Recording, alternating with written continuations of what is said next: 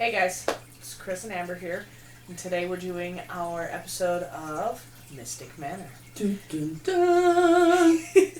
Chris has some really great information for you guys.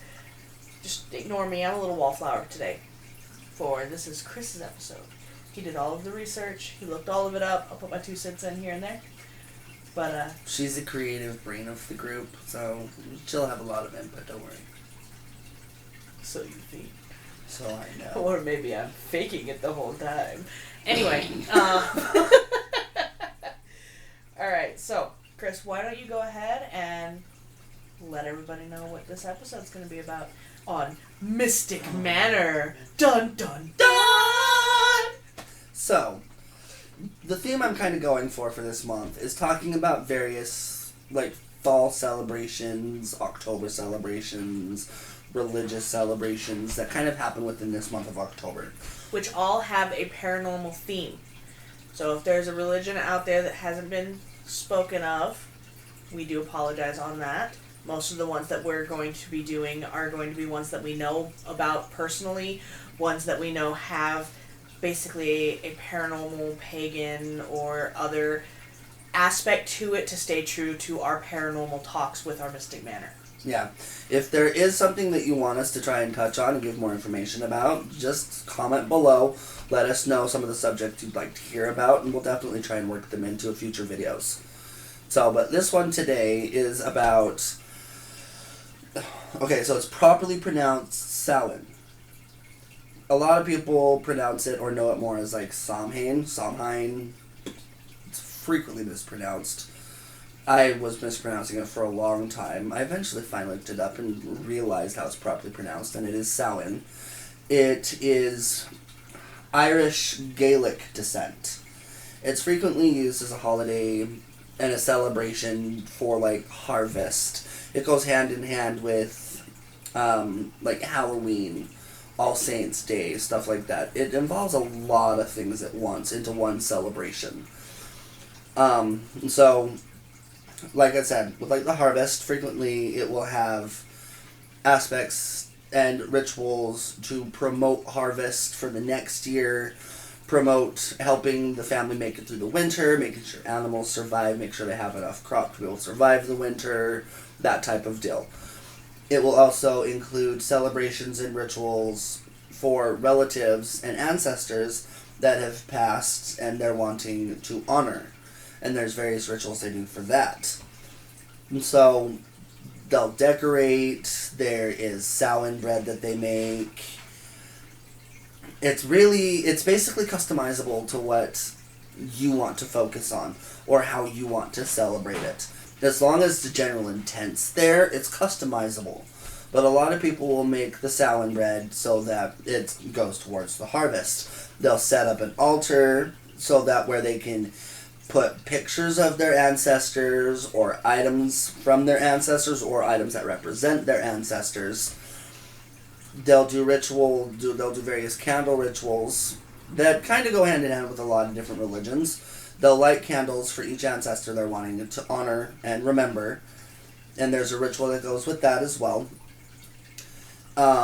There's frequently a bonfire that they'll do, and that goes hand in hand with it also being basically like a pagan New Year. And so that's where they will start to do rituals, kind of like we do with New Year's Eve, where we talk about what's our New Year's resolutions. Same concept. But they do it more in a ritualistic sense. And so they'll light bonfires, they'll write down on papers what they're wanting to accomplish for the new year, mindsets they want to change, changes they want to make. They put a lot of energy into it. And then it's frequently burned in the bonfire, and they finalize it with a lot of different things, depends on the herb. Most commonly is what's known as Vespa powder. It's basically a finalizing. It gives power to the fire, and it will give power to the energy that you've put into it. Hence why you write it down on paper, it goes in the fire, you feed it to the fire for that energy to be included with that fire. And then there's dancing, there's feasting. It's literally, how would you do it? You've got ancestors you're celebrating, and you're remembering. So what were some of their favorite foods? Set it up. Make that for that celebration. Have a buffet going on where you make lots of different dishes. Eat a little bit from all. Set plates out, empty plates out for the ancestors as well and relatives, so that's basically inviting them into your house to come in and celebrate with you. One of the things they'll do at the end is in either a westward facing door or window, they'll open it and they'll set a candle in that doorway or window, basically have as a guiding light for ancestors to know their path home, know their path back to the other side. And so, I mean, and like I said, you decorate. It's a celebration. It's not like a wake. You're not doing the mourning. You're not getting sad about it.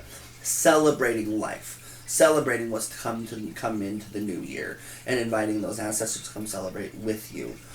Some of the colors that are most commonly used for Samhain are black, orange, and purple. Black is for the passing of ancestors. Purple is in celebration of, I'm not remembering what orange represents at the moment. I will look it up, and we'll put it as a little tag right at the bottom. Yeah. But everything has a meaning. Everything has a representation. With the altar, people will put some of that Samhain bread, maybe some berries or nuts, again, to go with the harvest. And then you just you celebrate. Do various rituals to celebrate that. You want to put a positive energy into what's going on. You want to put a positive energy into what's going into the new year. We'll definitely look up some pictures, some recipes. We'll put links down below. We'll try and include some pictures during this video as well, so you'll get an idea of what it is we're talking about. So the candle rituals I mentioned. What they will do, one of the most commonly used, let me put it that way, is they will do white candles, preferably. Either white or black, but white's more for purity.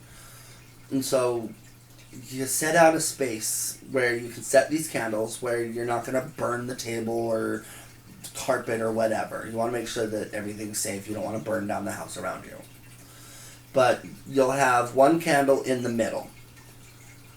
And you'll light that in representation for what you're doing in a whole. And then each person takes turns taking one of those candles, setting it just outside that candle, and they will talk about one of the people they want to remember and honor. They will light a stick or a match or something from the center candle. You don't want to light the match itself. You want to light it from the center candle and use the energy from that center candle to light the other candles. And then each person takes turn doing another candle. Then you just kind of make a circle around that center candle. And that's basically the introduction of inviting those spirits, those ancestors, into your home. That lets them know they're being remembered, they're being honored. So that invites them into the home. Setting the plate out for them invites them to come, that once they're here, it invites them to celebrate with you. And then, like I said, set out a buffet. Make it a scenario where you're cooking multiple foods that represent different family members and ancestors that you're honoring. If you know what their favorite food was, make that. And so that they're not only being invited into your home, they're not only being invited to celebrate with you, but they're also going to be able to partake of their favorite things. And then decorations, focus on those 3 different colors. Do a theme. Generally, because it's harvest, you want to do a harvest theme. So like fall colors and such like that. Because we're ushering in the new season. We're ushering in the winter season, the darker days. Which is part of what the celebration is about, is to be prepared for those darker days. The colder weather, making it through. Also, on note, isn't it true that a lot of things from All Hallows Eve were taken from Samhain, like the Jackolanterns? And if I'm not mistaken, when I did my research, Jackolanterns are actually made to put onto the front door opening of your home to keep away evil and negative spirits so that they don't interfere with your celebrations. Yes. They're made to help guide your ancestors in and keep those spirits away. And also, the reason that this is held at this time of year is because this is when they feel that the veil between our world and the other world is at its thinnest. And so they do those sort of celebrations because that makes it easier for them to cross over to join you and be in the celebrations. Yeah, that is true. See, she said she wasn't going to really participate. Look at her. Yes, the jack-o'-lanterns are used as kind of like protection to keep evil spirits away, to keep uninvited guests away. Which is why you want to do a ritual to invite in those that you want to come in. Because that just kind of keeps everything away that is uninvited. Costumes are also a big part because wearing costumes confuses any negative spirits, hides who you are, so that they can't follow you home, they can't watch you, they can't latch themselves onto you. It's basically, it's not, let's dress up fun. You were meant to dress up scary. You were meant to dress up to be something to disguise yourself from the negative and evil entities out there. During this time, not only are your ancestors crossing over, but so are all the other spirits coming into our world and causing mischief and mayhem. Yep. And wearing those costumes and going out so that those spirits that you don't want latching themselves onto you follow you home. They used to do this in entire communities. It's not that big anymore. A lot of celebrations now are very local. It's one home. But traditionally, back when this was huge, you would have it was like a block party. Entire communities would participate. And so you would dress up. You'd go out into your community. You'd go to other people's homes, knock on their door. They'd offer you food. You'd basically travel from home to home. You get to hear about other people's ancestors. You get to hear about their lives. You get to experience what they liked in life. You learn about your community. You learn about your neighbors. But again, you wore those costumes so that as you're out, as you're learning, you're not bringing anything home with you that you don't want coming home with you. And then, obviously, you come home, you do your own celebrations, you do your own rituals as well, but it's definitely meant to be a community thing where you go out and you learn about your neighbors, their families, their ancestors, their traditions. Maybe they do something in their household that you're not doing here. It's very much a respect thing. You go out, you learn about everything. Because if you're not learning, you don't know what else you could be experiencing. And a lot of these, when it comes to rituals like this, the more people, the more energy you have into it, the better the harvest is going to be. The more stuff you are able to do to make sure you make it through the winter time. You came together as a community. You did these rituals as a community. Usually the bonfires were done as a whole community so that you would put that energy out there so that your community would survive. Yeah, forms the bond as a community as well. Because back then, community was huge. We're not as big on community anymore, unfortunately. Your neighbors aren't coming together and doing these rituals. It's not as much about, am I my brother's keeper anymore? Everybody's kind of focusing more on themselves. It's unfortunate. So it would be great to be able to find a celebration that's doing this as a community. Do a community bonfire. Comfort each other in the coming darker days. And so, that's where decorating the yard comes into play as well. Same concept as decorating inside the house, decorate outside as part of the community. You want to do your rituals as a family in your own home, getting all that going, because family and your home is super important. But community is equally as important to make sure everyone's surviving. So you want to celebrate as a community, so decorate outside as well as inside. Do those rituals, meet your community, find out about their ancestors, see what traditions they're doing. Share in the food that you're all making. It's a time for celebration. A lot of people see Halloween, All Saints Day, Dia de los Muertos, stuff like that, as very dark, very cynical, as some people even view each other's practices as evil in some cases. And it's just not true. Everybody celebrates in their own ways. Maybe another family does celebrate it a little darker than you do, but it doesn't make it evil. It just means they have their ways of doing things. Decorations. Inside, like I said, fall, harvest, put leaves around the house, holly berries, nuts, berries, stuff like that, just all around the house. So, in conclusion to all of this, I know I kind of rambled a little bit, but I feel like you kind of got the point across. I would definitely love to hear from all of you as well. If there's anybody watching that already celebrates Samhain yearly, how do you celebrate? Do you feel there's anything that I said or read about that may have been inaccurate? Let me know. That's kind of the point of these as well. We want to learn. We want to grow as a community. So I want to hear from you guys as well. If you already celebrate it, how do you celebrate? If you don't celebrate yet, what are some of your ideas that maybe you can play off of what I said? Maybe during this video you thought of things that maybe I didn't voice. Chime in. I want to hear it. We want to learn how to do these. We want to grow as a community. We want to make sure that some of these holidays are getting back up there. Like I said, I'd love to be able to find a community where we can actually do this, because that would be amazing. And so, chime in. Let's hear from you. If there's any subjects that you want me to talk about, if there's a celebration or a holiday or whatever that gets celebrated during the month of October that you think I should touch on, comment below. Let me know. That's what we want to do. We want to hear. We want you guys to have a voice, and I want to be able to help your voices get heard. And as with anything else when it comes to beliefs, always remember to be respectful. Just because somebody celebrates differently than you doesn't mean that they're wrong, doesn't mean that you're wrong. Everybody does things their own way. Somebody who's done a celebration for generations, somebody who's doing their first celebration this year. It doesn't make either one of them wrong.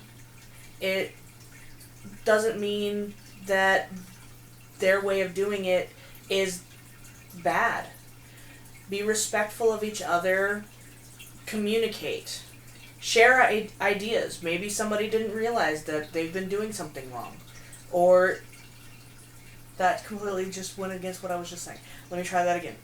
Maybe somebody doing it for the first time could use some pointers, some help, a helping hand. This is a community holiday type thing. Everybody's religions, everybody's beliefs are all going to be different from one person to another.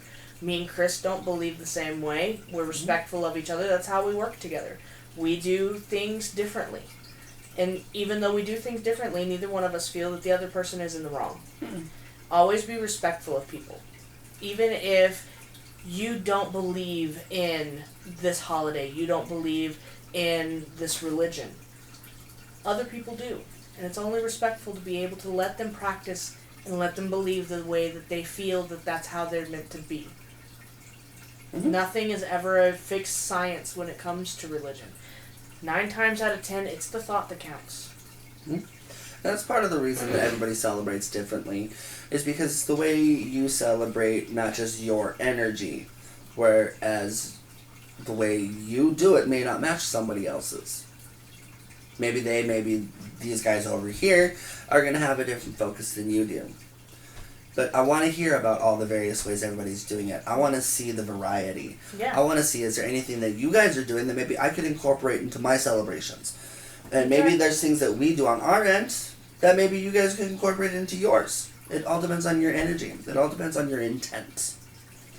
And so comment below. Let us know. Let's hear it. Any ideas, let us know. We'll get it filmed. We want to touch all bases. And so, thank you for chiming in. Thank you for checking in. Continue to watch these videos. I know we're kind of stumbling through them right now. We'll get our flow, I promise. Like, share.